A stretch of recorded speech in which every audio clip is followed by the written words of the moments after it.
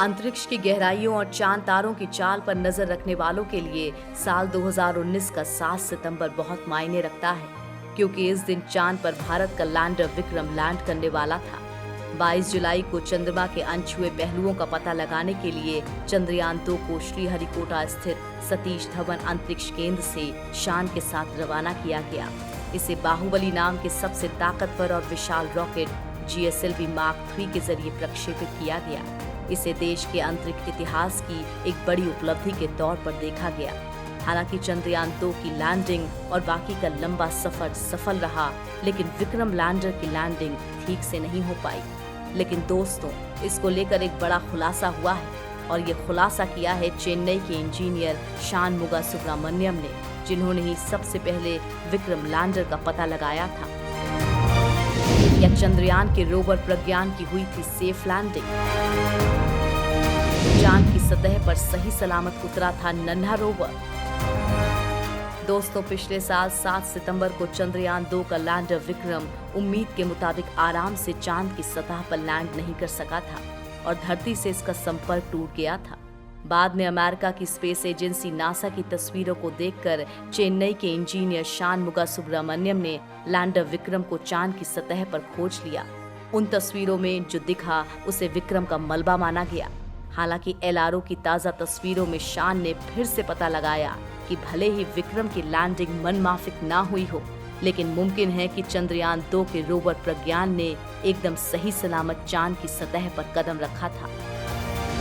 Landing की नई तस्वीरों ने किया हैरान। नासा के ऑर्बिटर ने पिछले साल 3 बार उस जगह की तस्वीर ली जहां लैंडर और उसका मलबा पाया गया। LRO ने 17 सितंबर, 14 अक्टूबर और 11 नवंबर को ली गई तस्वीरों में लैंडिंग साइट पर जो निशान मिले, माना जा रहा है कि वो उस मलबे के ही थे। इंजीनियर शान ने खुद को LRO की तस्वीरों में विक्रम लैंडर को स्पॉट किया था, जिसकी पुष्टि नासा ने की थी और उन्हें धन्यवाद भी दिया था। हालांकि कहानी वहीं पर खत्म नहीं हुई, बल्कि इस साल 4 जनवरी को ली गई तस्वीरों को जब शान ने स्टडी किया तो पाया कि उनमें कुछ खास दिख रहा है। इस बार विक्रम से कुछ दूर पर कुछ और दिखा जो कि पहले से अलग था। शान का मानना है कि ये विक्रम के अंदर मौजूद रोवर प्रज्ञान था। उस क्षेत्र में मलबे के अलावा ये तस्वीर पहली बार देखी गई। तो क्या प्रज्ञान की हुई थी सेफ लैंडिंग?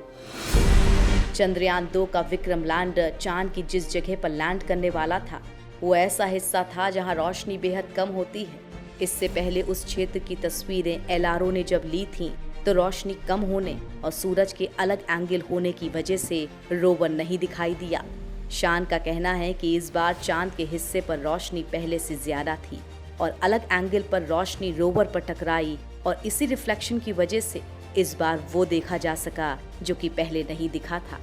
शान ने इसकी जानकारी इसरो और नासा को दी और उसकी पुष्टि का इंतजार किया जा रहा है। चंद्रयान 2 अपने साथ कुल 13 पेलोड लेकर गया था, जिनमें से 3 लैंडर पर और 2 रोवर पर थे। पहले शान को जो मलबा दिखा था वो मुमकिन है कि इसी पेलोड का हो, यानी वो लैंडग्यूम्यूर प्रोब का हो सकता है। वहीं नासा को जो मलबा दिखा वो लैंडर में लगे एंटीना, दूसरे पेलोड, रेट्रोबेकिंग इंजन या सोलर पैनल का हो सकता है। क्या अब भी सही सलामत है रोवर प्रज्ञान? चांद की सतह पर विक्रम लैंडर की रफ लैंडिंग हुई थी, क्रैश लैंडिंग नहीं। यानी कि ऐसी संभावना है कि लैंडर भले ही बुरी तरह से लैंड हुआ हो और उसका कम्युनिकेशन बंद हो गया हो, लेकिन रोवर प्रज्ञान उसके अंदर सुरक्षित रहा। बाद में पहले से प्रोग्राम किए गए तरीके के मुताबिक ही वो विक्रम से बाहर निकला और कुछ दूर तक गया। इंजीनियर शान का कहना है कि सतह पर टक्कर की वजह से रोवर के लैंडर से बाहर फेंके जाने की संभावना कम है। मुमकिन है कि रोवर सही तरीके से लैंडर से बाहर निकला था। ऐसा इसलिए क्योंकि तस्वीरों में लैंडर और रोवर के बीच ट्रैक देखा जा सकता है। अगर रोवर टक्कर खाकर बाहर गिरा होता तो ऐसा ट्रैक बनने की संभावना कम थी। अब इस मामले की आगे की पुष्टि नासा और इसरो के साइंटिस्ट करेंगे। चंद्रयान 2 के ऑर्बिटर ने किया कमाल। चंद्रयान 2 के ऑर्बिटर को चांद पर चक्कर लगाते हुए 1 साल पूरा हो गया है और इस दौरान उसने चांद के 60% ध्रुवीय क्षेत्र को कवर कर लिया है। इससे मिले डेटा के आधार पर अगले 1 साल में भारत ये अनुमान लगाने की स्थिति में होगा कि चांद पर कहाँ कितना पानी है। इसरो चीफ के सिवन के मुताबिक पहली बार चंद्रयान 2 पर ड्यूअल फ्रीक्वेंसिंग बैंड पोलरीमेट्रिक रडार भेजा गया है। इससे सतह से 4 मीटर गहराई तक डेटा हासिल किया जा सकता है। दुनिया में अब तक किसी ने ऐसा नहीं किया। इस डेटा के जरिए 1 साल के अंदर ये अनुमान लगाने में सफल हो जाएंगे कि चांद पर कहाँ कितना पानी है। इसरो से बाहर देश में कम से कम 40 विश्वविद्यालय और संस्थानों के 60 से अधिक भारतीय वैज्ञानिक ये काम कर रहे हैं। चंद्रयान 2 का ऑर्बिटर अभी कई वर्षों तक परिक्रमा करेगा। इसमें लगे 8 उपकरण अच्छा प्रदर्शन कर रहे हैं। मिनरल मैपिंग, चंद्रमा की सतह के एलिवेशन मॉडल का काम चल रहा है।